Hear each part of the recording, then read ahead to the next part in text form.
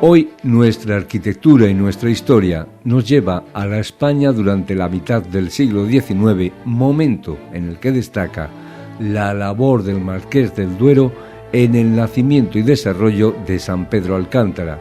Su colonia fue considerada como la más destacada por su extensión, el número de casas construidas, el número de colonos y habitantes y sus innovaciones agroindustriales.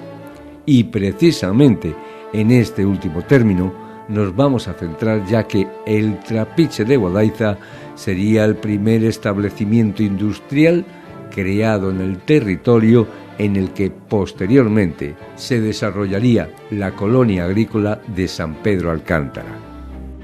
La reanudación de las actividades cañeras después del retroceso del siglo XVIII, desplazada por la actividad exportadora de vino, se produce en los años precedentes a la Guerra de la Independencia. La puesta en marcha de nuevos plantíos y el resurgimiento de la fabricación de azúcar se debe a la iniciativa de Enrique Grivigné, un comerciante de ascendencia flamenca afincado en Málaga desde el siglo XVIII.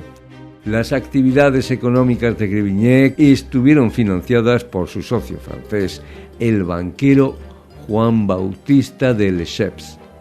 Pero el papel jugado por el empresario belga en la Guerra de la Independencia como proveedor del ejército francés acarreará la ruina de sus negocios, y el principal beneficiario de la descomposición de las empresas de Grivigné será su socio y acreedor, Juan Bautista Lesseps. En 1821, por sentencia del Tribunal del Consulado de Málaga, pasaron a ser propiedad de Lesseps tanto el Trapiche de Marbella, Trapiche del Prado, como las tierras del partido de Guadaiza. Enrique Grivigné era un comerciante belga que estaba radicado en Málaga y tenía importantes negocios. Su esposa era hija de una marbellera, entonces cuando murió la suegra, pues heredó tierra en Marbella, y este Enrique Grivigné construyó el Trapiche del Prado, que anteriormente había funcionado, pero él a partir de 1800 le dio mucho auge al Trapiche del Prado y lo convirtió pues en uno de los que tenía más tecnología de la comarca. Pero empezó a tener problemas con los ciudadanos de Marbella, o digamos con los poderosos, ¿no? Porque entre ellos estaban los Domínguez, el cortillo de Miraflores, ¿no? Y Grivigné, como el Trapiche necesitaba mucha agua, también necesitaba mucha leña para cocer la caña de azúcar, pues optó por comprar tierras en esta zona, en torno al río Guadaiza, y adquirió aquí varios cortijos. Y después fue Juan Lesseps, que al principio pues tenía algunos negocios con él, el que cuando Enrique Grivigné se arruina, pues Juan Bautista Lesseps se queda con las tierras de esta zona de Guadaiza y se decide levantar otra fábrica de azúcar, Trapiche o Ingenio, porque todas estas palabras son sinónimas, y levanta en 1823 levanta el Trapiche o fábrica de azúcar de Guadaiza, que tenemos noticia de que duró hasta 1831. El funcionamiento del Trapiche, en una época preindustrial, sobre 1823, traería consigo un acueducto para el traslado del agua hasta el lugar, esencial para el funcionamiento del mismo, y también, y al igual que ocurrió en otros trapiches, la deforestación del entorno buscando combustible para la cocción del azúcar.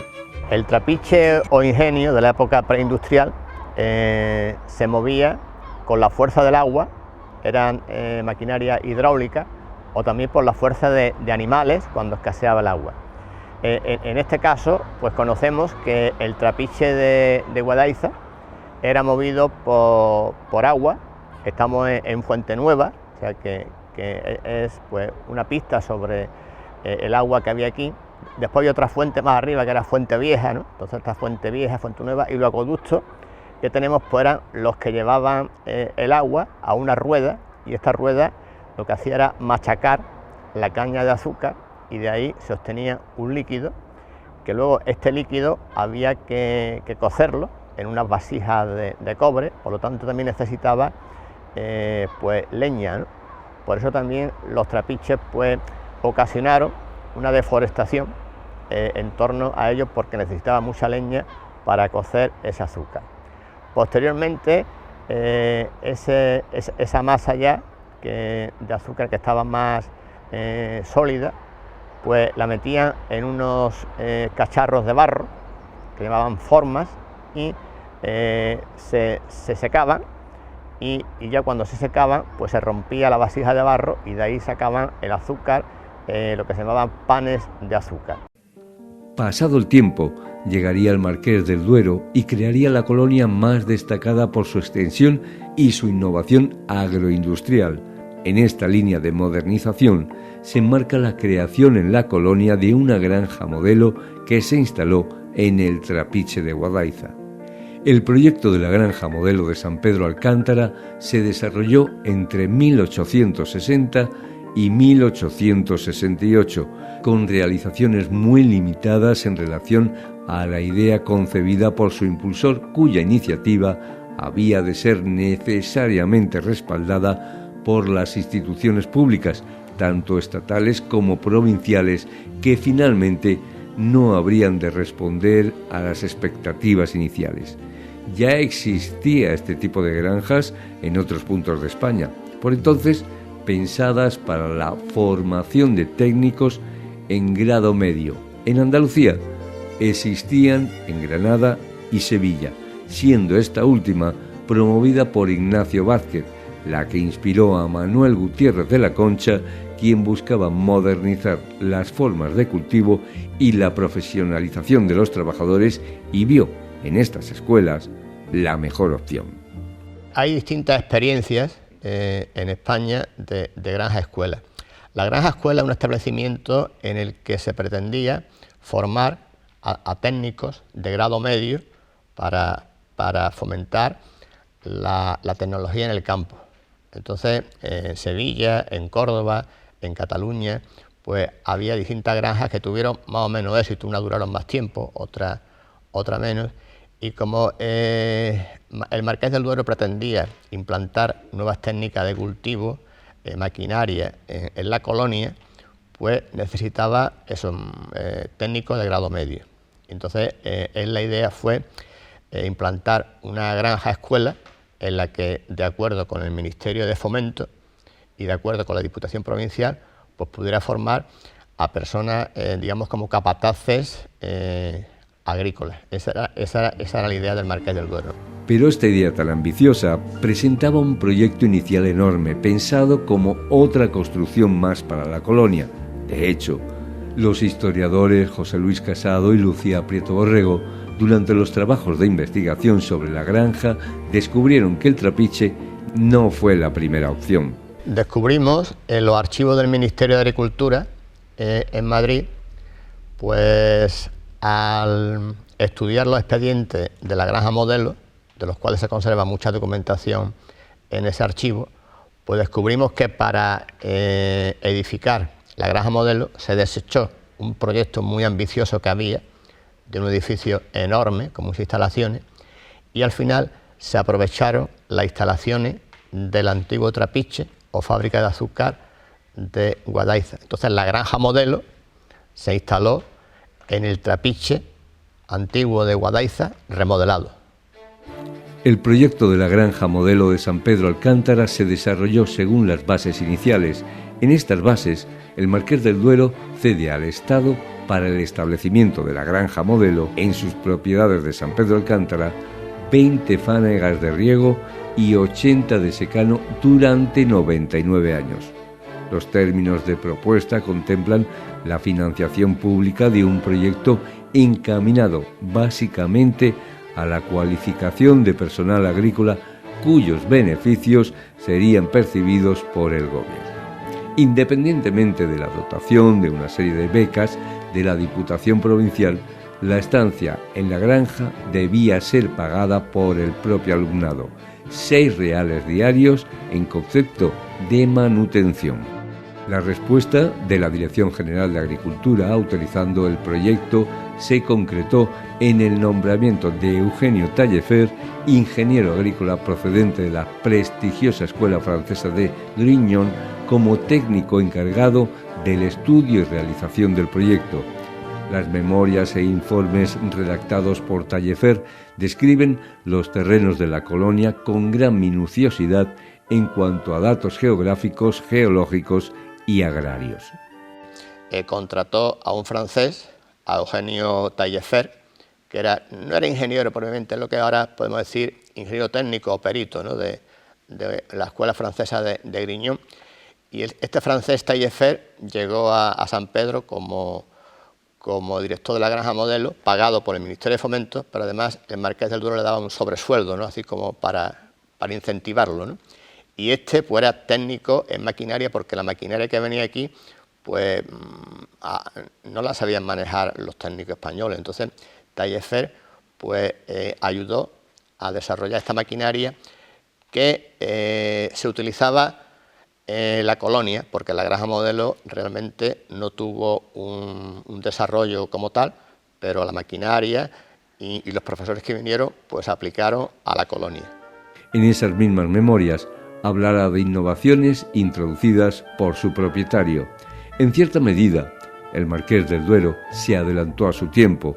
La maquinaria que adquiría en sus viajes era muy sofisticada para el momento, y este tipo de granjas escuela no empezaron a ser rentables hasta 20 años más tarde. Realmente la agricultura española y la agricultura andaluza estaba bastante atrasada, y entonces el Marqués del Duero lo que pretendía era una agricultura innovadora, empleando nuevas técnicas de abonado, poniendo las tierras de secano en regadío, introduciendo maquinaria. El Marqués del Duero pues iba, por ejemplo, a París o a Londres a comprar maquinaria, fue la última que había salido en el mercado, ¿no? Pero en ciertos aspectos pues era demasiado adelantado, porque esa maquinaria, por ejemplo, pues tenía todavía problemas de adaptación. Independientemente del inmenso campo de experimentación que conformaban los campos de la colonia de San Pedro Alcántara, y en los que habría de ubicarse la granja modelo, y en los que, según el contrato firmado por el Marqués del Duero en 1861, se cedía la granja durante 6 años como campo de observaciones, el establecimiento contaría, o mejor dicho, pretendía contar con instalaciones dedicadas a la experimentación, un laboratorio de química cuya funcionalidad rebasaba los límites de la colonia al preverse su utilización por los agricultores de la provincia, un jardín botánico y un gabinete zoológico. Finalmente, y aunque el laboratorio sí se hizo, otras instalaciones quedaron como parte del proyecto, pero sin realizarse. Las limitaciones del trapiche con respecto al ideado como definitivo son evidentes, y únicamente se contempla la instalación de los servicios fundamentales para la puesta en marcha del establecimiento. Desaparecen así los gabinetes de zoología y de física, el herbolario y el museo agronómico. El laboratorio químico llegó porque tenemos un inventario en los fondos que consultamos Lucía Prieto y yo en el Ministerio de Agricultura. Hay un inventario muy detallado en el que están pues todos los cacharritos del laboratorio, ¿no? Y el laboratorio pues llegó. Lo que ocurre que no se empleó específicamente para la granja, pero sí para el conjunto de la colonia agrícola. Entonces podemos decir que fue una tarea de éxito, pero no estrictamente al proyecto de la granja, sino al proyecto general del Marqués del Duero. Desde que comenzaran a hablar del proyecto, el Marqués del Duero y la administración, las obras e incluso ubicación de la granja escuela fue variando hasta asentarse definitivamente en el trapiche. En ese emplazamiento, el Marqués del Duero pretendía la creación de un edificio nuevo que albergara todo cuanto se había planeado. Lo que se pretendía era que el Ministerio de Fomento pagara el edificio nuevo, que al final no se hizo porque era un edificio enorme y carísimo. Y entonces al final el Ministerio lo que dio dinero para rehabilitar el trapiche de Guadaiza. Y por otra parte la Diputación Provincial de Málaga iba a conceder becas para que los habitantes de la provincia, de acuerdo con los ayuntamientos, pues mandaran a aprendices para la escuela. Estos aprendices iban a estar durante 2 años aquí aprendiendo técnicas de cultivo, técnicas modernas de semillas, de abono, también técnicas con animales. Con anterioridad a la propuesta formal de acondicionar esta edificación para la granja modelo y alojamiento, el Marqués del Duero había acometido por su cuenta las obras de rehabilitación del edificio y el derribo del contiguo, al que pretendía añadir otra planta destinada al funcionamiento de la granja escuela acordada. Una inversión que comenzó a reclamar al Ministerio de Fomento, así como el alquiler de los edificios que venían siendo ocupados por el personal de la granja desde la firma de escritura en 1861. Empezaron en 1861 y lo que marca también un hito es la aprobación del reglamento, que fue en 1863. La ubicación del viejo trapiche y del edificio anexo a él como únicas edificaciones de la granja no podían responder de ninguna forma a las pretensiones del proyecto formulado en el reglamento. Ni aun con las reformas del edificio podría acoger a los 40 alumnos previstos, la falta de instalaciones para servicios concretos o la imposibilidad de dotar del grado de tecnificación pretendido.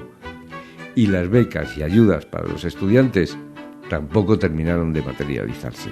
Al final la Diputación no pagó estas becas, entonces digamos que los pequeños propietarios no podían costear que los hijos vinieran aquí durante 2 años, porque los hijos tenían que dedicarse a trabajar sus campos. Entonces fracasó en este sentido porque nunca llegaron aprendices, ¿no? Al final lo que llegaron fueron pues una docena de soldados que mandó el hermano del Marqués del Duero, el Marqués de La Habana, José Gutiérrez de la Concha, mandó unos soldados para de alguna forma justificar que la granja modelo se puso en marcha, ¿no?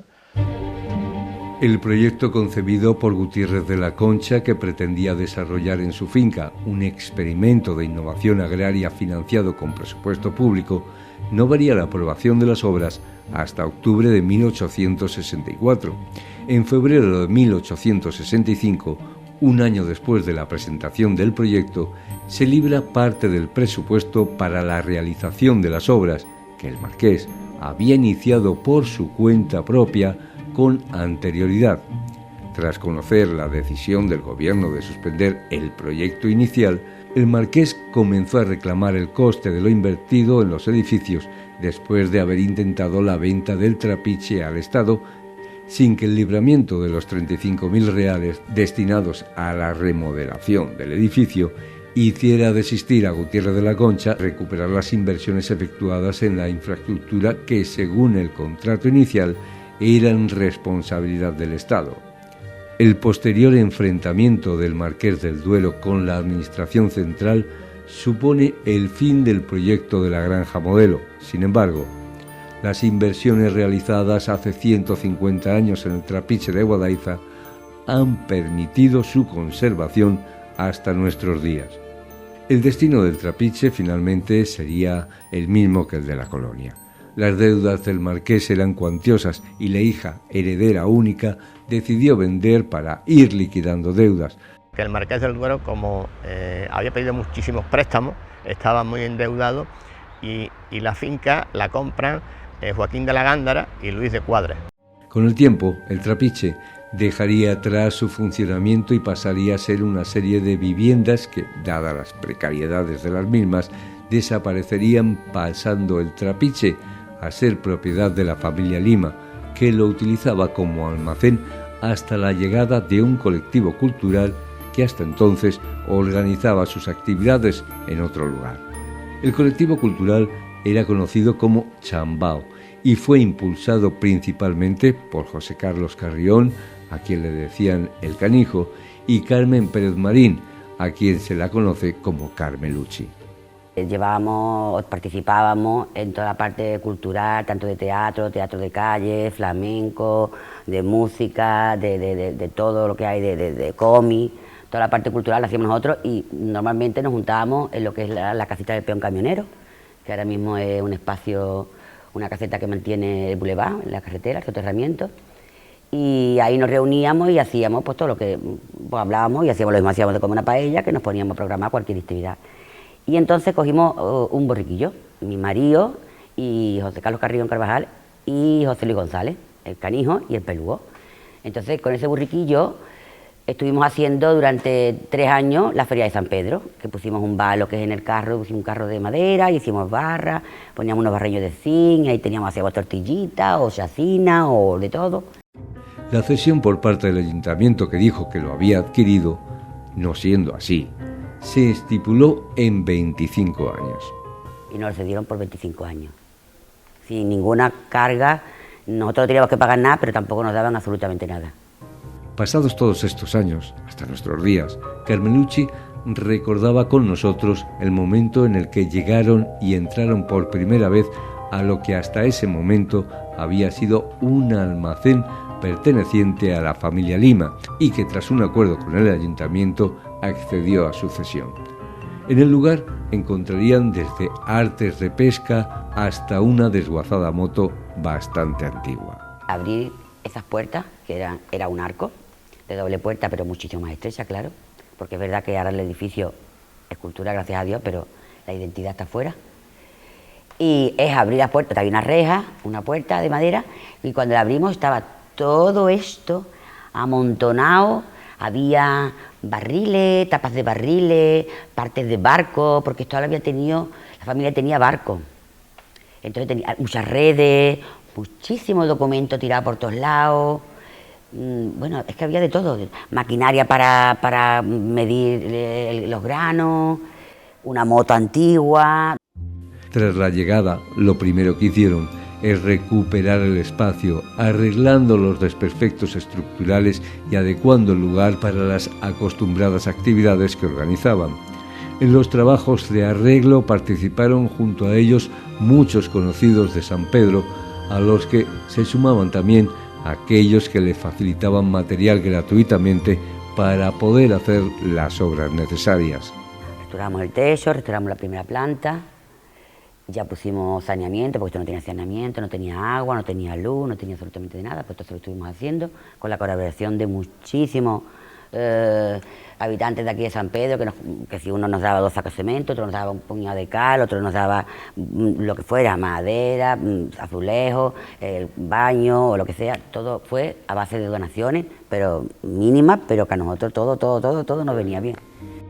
Una vez consiguieron adecentar el lugar y tenerlo apto para el funcionamiento, las citas culturales se fueron sucediendo creando un espacio donde el baile, la cerámica, la fotografía o el teatro fueron, junto a una programación veraniega de actuaciones, una alternativa cultural para Marbella y San Pedro Alcántara.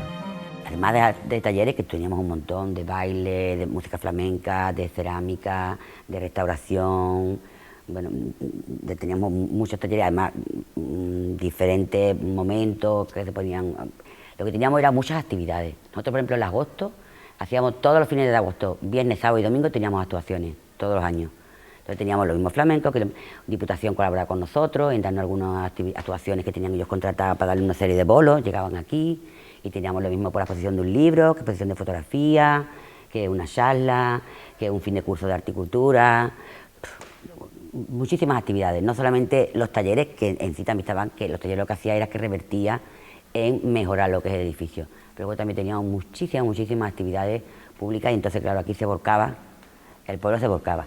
En ese espacio de tiempo en el que el colectivo estaba en el Trapiche, llegaría uno de los momentos claves que haría que una vez más el Trapiche volviese a ser un lugar dejado de la mano de Dios, con un destino incierto y al borde de quedar en una auténtica ruina con el tiempo. En el 2000, la nave sufriría un incendio que terminaría con toda actividad en el lugar. El Trapiche sufrió un incendio y se destruyó todo lo que era la cubierta de madera, ¿no?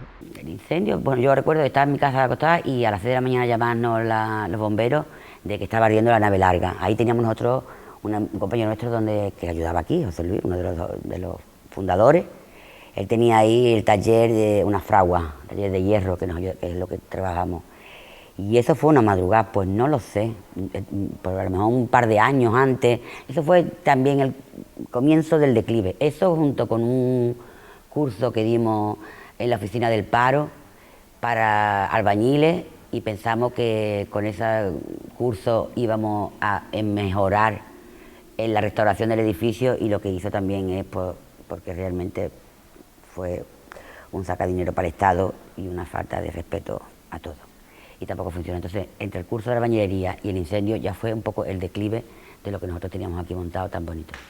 Tras este suceso y ante el miedo de que finalmente terminase desapareciendo el edificio, se produjo la unión de partidos políticos y colectivos como Ciliana para reclamar al equipo de gobierno entonces, el GIL, que se rehabilitara el lugar. Una idea que venía desde 1994 y un proceso que tardaría en llegar casi 11 años, siendo este un edificio considerado el más antiguo de San Pedro, ya que existe desde antes de la colonia. Posteriormente, pues muchos colectivos, pues entre ellos Ciliana, por ejemplo, incluso todos los partidos políticos, en la época de Gil nos unimos para pedir que se rehabilitara el edificio, cosa que duró 25 años, ¿no? O sea que desde el año 1994 hasta el año 2015 que se inauguró, pues duró esta reivindicación para que no se perdiera este edificio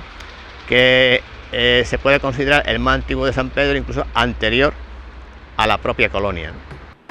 Entrando en la segunda década del 2000, llegarían los ansiados trabajos de recuperación del histórico edificio bajo el gobierno del Partido Popular. La intención, convertirlo en un lugar para instalaciones culturales. En cierta medida, se persigue el viejo espíritu de escuela que quiso darle el Marqués del Duero, y se creó un lugar destinado a la enseñanza y actos culturales. La nueva imagen del Trapiche de Guadaiza vendría bajo la firma de los arquitectos Rafael Roldán y Javier González, quienes encontraron un lugar ciertamente dañado por el paso del tiempo, el incendio y fuertes lluvias. Un panorama algo abstracto. Bueno, nosotros lo que nos encontramos es unos vestigios de una arquitectura industrial de la época, bueno, de mediados del 19,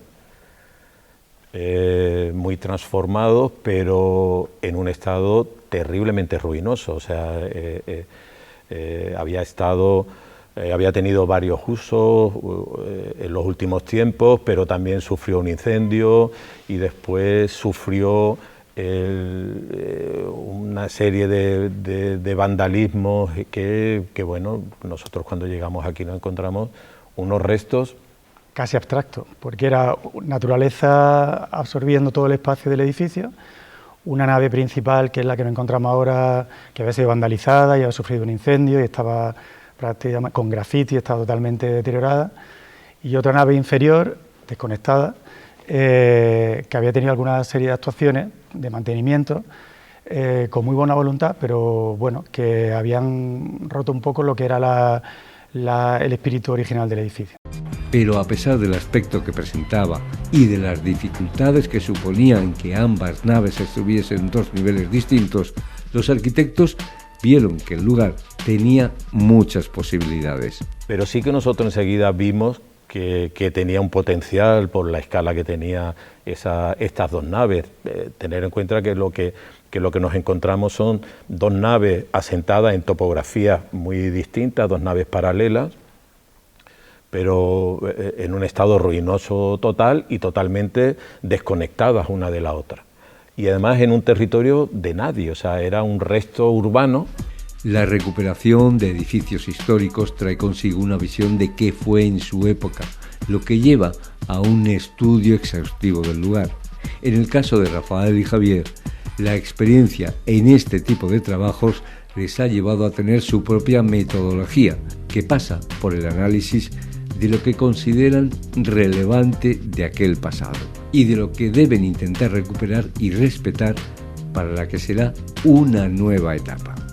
Bueno, es muy importante, o sea, nosotros tenemos llevamos mucho tiempo trabajando en rehabilitación de edificaciones, de edificios históricos, del patrimonio, y sí que hemos desarrollado una metodología de trabajo propia. Lo que se hace fundamental es primero mirar y entender y analizar mucho. Y bueno, todo ese estudio, todo ese análisis previo, tanto de lo material como de la historia y de los procesos, son los que establecen las premisas para luego plantear su rehabilitación, su reutilización y su recuperación. Lo fundamental es que el edificio se pueda entender, que se analice muy a fondo para poner en valor todas las características y contextualizarlo para que se entienda en qué época se crea, el uso para el que se crea, y a partir de ahí pues que podamos actuar nosotros, que podamos aportar nuestro granito de arena para actualizarlo y darle el uso que en la actualidad se requiere del edificio. Los primeros trabajos se centraron en las dos naves que quedaban, buscando además que estos trabajos de construcción fuesen con el mismo material que se usó siglos atrás. El proceso pasó por la limpieza de muros y comprobación de estructuras. Partimos de la reconstrucción de esos dos cuerpos que quedaban del trapiche, y lo que sí nos planteamos es que queríamos recuperar todo el proceso constructivo original. Incluso, de hecho, usamos las mismas piedras, o sea, los mismos elementos de los cuerpos destruidos que no encontrábamos en el terreno, eran las mismas piedras que usábamos para reconstruirlo. Y luego, incluso todo el tema que tiene una importancia también importante a nivel histórico y compositivo, que era recuperar ese resto de acueducto que quedaba, tanto exteriormente como en el interior de lo que es la nave central en la que estamos. Incluso, para que se entendiera mejor, reconstruir o levantar otra arcada más, partiendo de los vestigios de cimentación que nos encontramos, ¿no? Limpiamos muros, empezamos a ver cómo estaban formados los muros que conforman el edificio, en qué estado estaban las cubiertas, en qué estado estaba la nave inferior, donde se sitúan las aulas, y a partir de ese análisis, manteniendo estrictamente la estructura original, empezamos a trabajar. Llegado a este punto, tengo que comentarles que la entrevista realizada a ambos arquitectos fue de forma independiente. Eran las mismas preguntas para ambos y ninguno supo la contestación que había dado el otro en ese momento. Y llama poderosamente la atención que tenían muy claro cuál era el principal problema del lugar y cuál era la solución y gran reto. El reto más difícil era precisamente que lo encontramos son dos naves en muy mal estado, y había, por un lado, que consolidar y recuperar esos vestigios y volverlos a reconstruir, pero el reto también más difícil era que el objeto del proyecto era crear un equipamiento cultural y educativo, pero lo que teníamos eran dos naves totalmente deslavazadas espacialmente y desconectadas, y cómo íbamos a trabajar con esos dos cuerpos para que conformaran un edificio unitario que funcionalmente fuera un solo edificio. A partir de ahí pues planteamos un elemento central, que es el elemento que es un cuerpo nuevo, que es el que conecta los dos edificios y que es el que sirve de bienvenida, donde está la recepción y la información y la gestión del edificio. Y a partir de ahí pues ya empezamos a trabajar para que estos edificios funcionen como una unidad. Pero este no era el único reto. También estaba el hecho de que se trataba de un edificio histórico y había que adaptarlo a la funcionalidad que se le iba a dar siglos más tarde, estructural y técnicamente. El gran reto era cómo hacemos trabajar conjuntamente un edificio del siglo XXI con los requerimientos que tenemos de código técnico a nivel tecnológico y todo eso, cómo lo compaginamos con un edificio histórico que se construye en el siglo XIX, que empieza a trabajar con otra función. Entonces, bueno, hacer que todo eso trabaje juntos, ver cómo compaginamos esos dos trabajos sin que pierda la entidad ni que pierda el carácter original del edificio, que era lo que más nos preocupaba. Uno de los trabajos centrados en la recuperación histórica y reconstrucción para entender el funcionamiento de lo que había sido el Trapiche de Guadaiza fue la reconstrucción del acueducto que traía agua hasta el lugar y del que tan solo quedaba un arco y el muro que hoy es el fondo del escenario. El acueducto no encontramos solamente una arcada, y cuando hicimos los primeros trabajos en esta nave que estamos, vimos que se mantenían interiormente estos muros de piedra con las arcadas originales del acueducto. Nos pareció muy interesante integrarlo dentro de la actuación de la nave para que quedara como un fondo de escena de este edificio en el que estamos, y se recuperó, se dejaron las fábricas originales, se consolidaron y se volvieron a recuperar las arcadas para que se entendiera la continuidad que viene desde el exterior. Y en la zona exterior lo que encontramos fue un arranque, teníamos una arcada completa con el mortero y tal y como estaba, y un arranque de lo que fue la continuación de ese acueducto. Nosotros lo que hicimos fue, teníamos todos los datos, tanto de materiales como de dimensiones, como de trabajos de fábrica. Pues a partir de ese arranque que nos encontramos, lo que hicimos fue reconstruir otro arco para que exteriormente se pudiera entender lo que era la estructura de infraestructura que traía el agua hacia el Trapiche. Y es verdad que nosotros nos encontramos la primera arcada de ese acueducto, nos la encontramos bien, o sea, en buen estado, estable, y de hecho prácticamente nosotros lo que hacemos es una labor casi de limpieza, o sea, ni siquiera nos planteamos quitarle la pátina de tiempo de sacar y de esos revocos sobre esa piedra. Lo que sí no encontramos es que teníamos los vestigios de la cimentación de lo que era el arco, la arcada anterior, y también teníamos los hombros de la arcada. Además nos encontrábamos los restos pues, de la piedra, de bolos, de todo eso, de lo que había sido esa construcción que se había demolido, que había caído. Entonces sí que decidimos que era importante para que tuviera entidad física lo que fue el acueducto, reconstruir otra arcada más, para por lo menos que tuviese esa presencia. Bueno, lo que por supuesto para nosotros era fundamental era no trabajar desde el mimetismo, sino que se diferenciara claramente lo que era la existente con la que reconstruíamos y la que reinterpretábamos. Por eso tienen dos acabados distintos. Uno mantiene su pátina natural con su mortero, incluso su color natural, y el otro ya no se revoca, sino que se queda la mampostería, se queda la fábrica de piedra vista. Los trabajos de recuperación y remodelación duraron aproximadamente año y medio. Un trabajo que sin duda, para los arquitectos, se ve diferente a los trabajos habituales de diseño de casas, edificios y demás. El simple hecho de trabajar con el pasado, como es fácilmente imaginable, crea otras sensaciones. Pasión, ilusión y bueno, y después muy reconfortante ver que de donde no había nada se ha hecho y se ha conseguido un patrimonio. El patrimonio no nace, el patrimonio se hace, y esa es la satisfacción que queda. En la actualidad, el Trapiche del Prado funciona ofreciendo los talleres y cursos organizados desde la Delegación de Cultura del Ayuntamiento.